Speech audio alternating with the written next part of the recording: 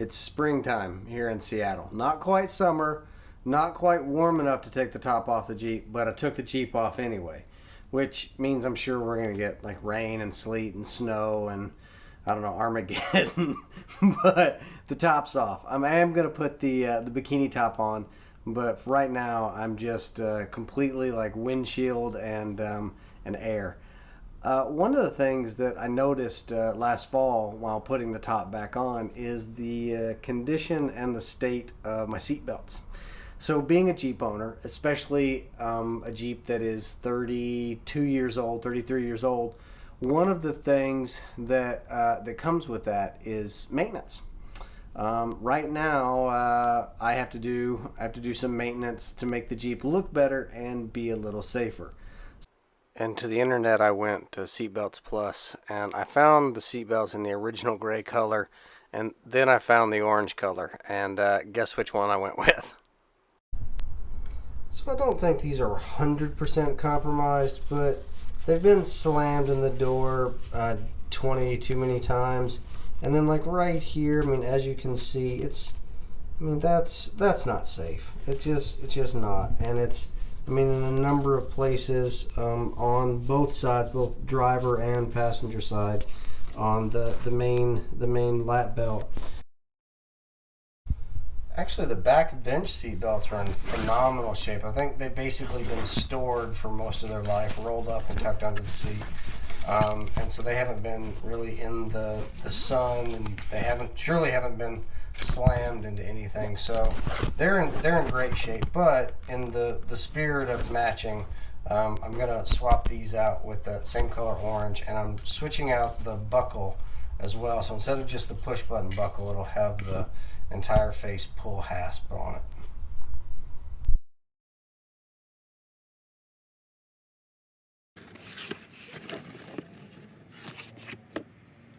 So I did get the full kit for both front and rear seats, two of them. This is the front seat belt, and this is the seatbelt latch keeper hardware. And this is one of the back seats, one of two with hardware. And I did, like I mentioned, switch it up from the button latch that was on them into this one. But I did keep the buttons for the front belts. It's an access issue. Here, let me show you.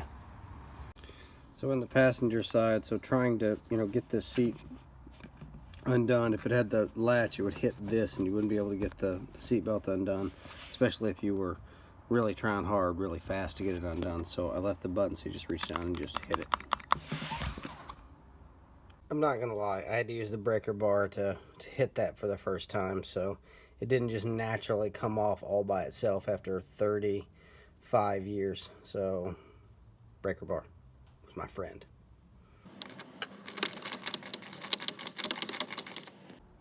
Well, in truth, that's not as bad as it could be. I was actually expecting a little more corrosion, but yeah. Huh. So the upper on the bar was in great shape. Yeah, I couldn't be happier with that. Nylon bushing still in place. Huh.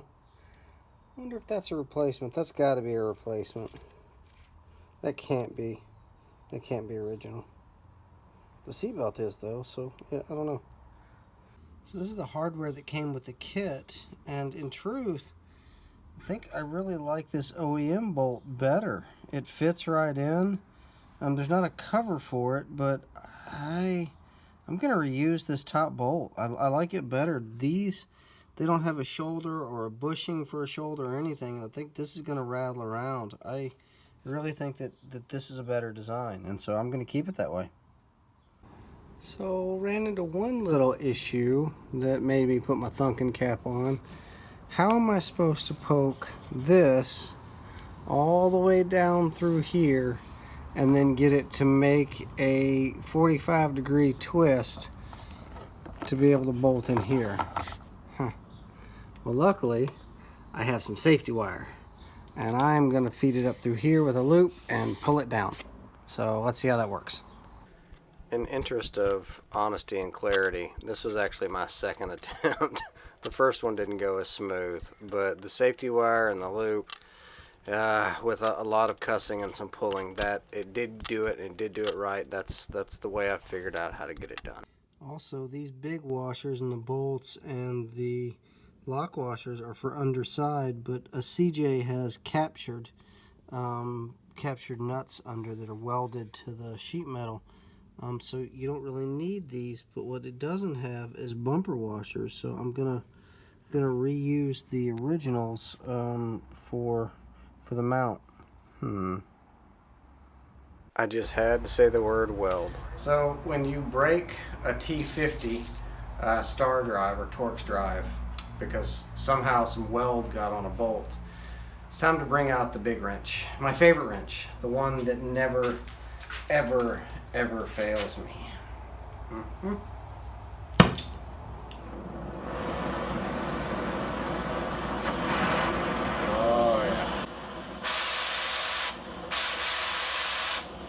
Alright, the back seat belts were much more straightforward. So, yeah. Back seat turned out nice. I really like that orange on top of the gray.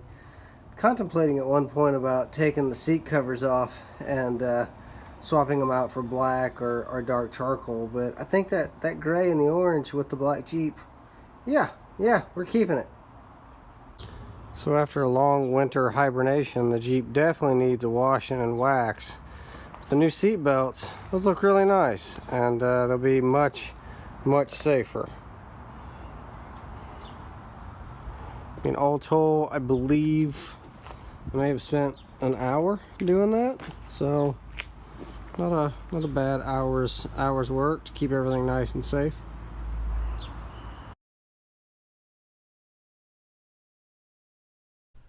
Now what you see here are all the tools that I feel that you need to do this job, barring any welding incident where you have to use a cutting torch.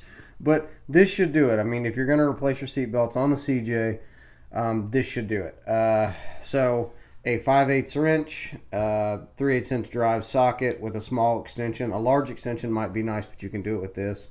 A 5/8 socket itself, an 11/16 wrench, and then a T55 star. Now this is a safety or security star, but you don't need that. It's just what I have. You will also need a flathead screwdriver to pop the upper seatbelt piece off, and then my suggestion is to use either some copper wire, but like a 14 or 12 gauge, or safety wire if you got it, and a nice pair of pliers to be able to pull the seatbelt pieces through the front stand-up pieces. So there we go. That should be all you need to do this job. So not a huge investment if you do have to buy something like, say, a star drive, or if you've busted your 5/8 socket and you need another one. Now I did use ratcheting wrenches, but you don't have to. You can use just standard boxed in wrenches or combination wrenches. So hardware for just a minute. This is all the leftover hardware that I have from this job. So I didn't need all of it, but I'm not saying don't buy their hardware kit, because they don't know, you don't know what your exact situation is. If your bolts underneath your tub aren't welded with the plates, then you're going to need some of this. If this angle is rusted through or something's going on, you're going to need this. In my situation, I just happen not to need it. A couple of things that I wish they did include were a few more just like regular 3/8 inch medium washers. I ended up, out of my personal stash, using 4 of these.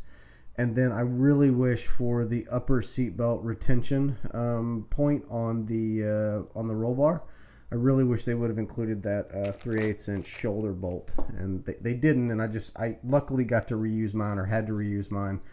They were in really good shape, but they're not part of the kit, so just understand that.